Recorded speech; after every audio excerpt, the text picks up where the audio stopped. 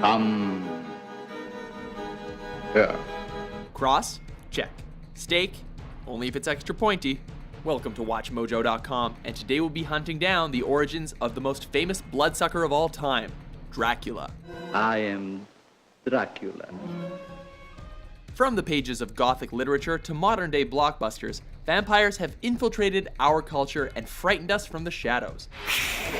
The most famous fiend of all began terrorizing mankind in the classic novel Dracula by Bram Stoker. By no means the first incarnation of a nefarious vampire, Dracula was and is the most notable. Up until his creation, vampires had typically been portrayed as horrifying corpses returned from the dead to haunt the living, not unlike zombies. The Count, however, is a graceful gentleman of noble blood who plots to settle in England and turn its citizens into legions of the undead. I didn't know, but that you might be hungry.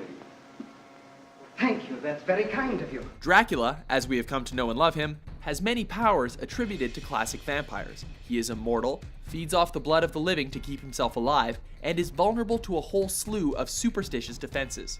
As time passed, however, these superstitions evolved and focused themselves into a definite list of remedies. Holy water, crucifixes, garlic, sunlight, and for the coup de grace, a stake to the heart could all be Dracula's downfall.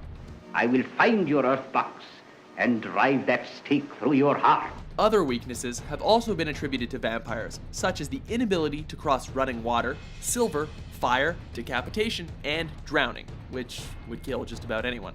It is here that we must find him and destroy him utterly. But let's take a look at Dracula's abilities before we dismiss him with a clove of garlic. He is immortal, psychic, and has the ability to heal himself and travel at superhuman speeds.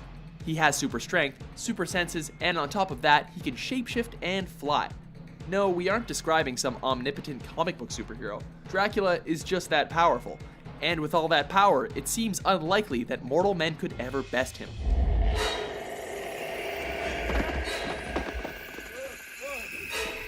Well, hold on to your hats, ladies and gentlemen, because the one thing that Dracula couldn't do was stay awake long enough not to be murdered in his coffin.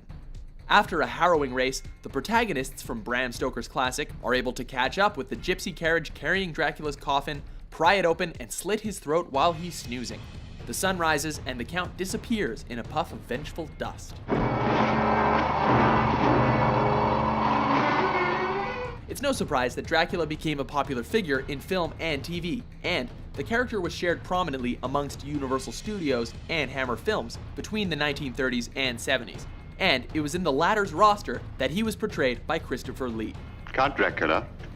I am Dracula, and I welcome you to my house. From Dracula 1958 to The Satanic Rites of Dracula in 1973, Lee would play the character in at least half a dozen films. In one of the latest and most faithful adaptations, Bram Stoker's Dracula, Francis Ford Coppola helms a starring cast that includes Anthony Hopkins, Gary Oldman, Keanu Reeves, and Winona Ryder. In it, the story is very much preserved, and despite some acting flaws, it manages to deliver a few gory scares. In the year 2000, director E. Elias Merhige directed Shadow of the Vampire, which was a retelling of the making of Nosferatu, in which the character Max Schreck actually turned out to be a fiendish bloodsucker.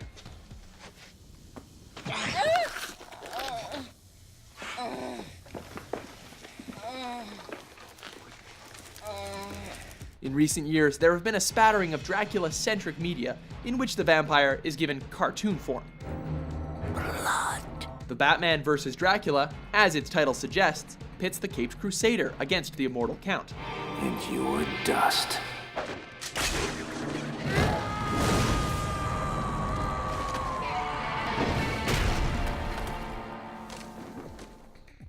In Hotel Transylvania, Dracula, voiced by Adam Sandler, is the owner of a hotel for monsters. There is a clogged toilet in room 348.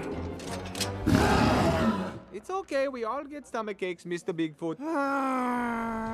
More recently, Dracula is portrayed by Jonathan Rhys Meyers in NBC's aptly titled Dracula, where he seeks revenge on the descendants of those who have wronged him.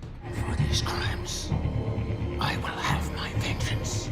Burn him, behead him, or stab him through the heart, Dracula will come back every time to deliver more terrifying goodness. For more interesting origins of your favorite characters, Be sure to subscribe to WatchMojo.com.